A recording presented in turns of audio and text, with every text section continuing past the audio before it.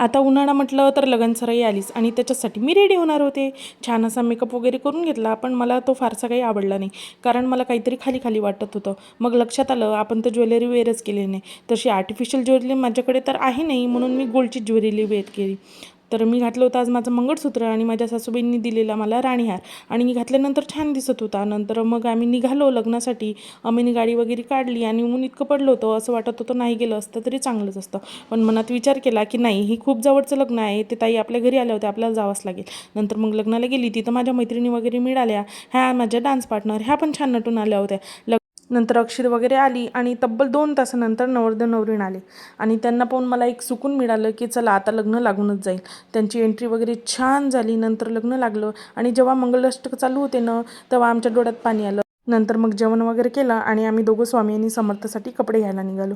त्यांचे डेलिव्हरचे कपडे खूप खराब झाले होते, म्हणून मी कपडे घ्यायला गेली. तर असं होता माझा आजचा दिवस.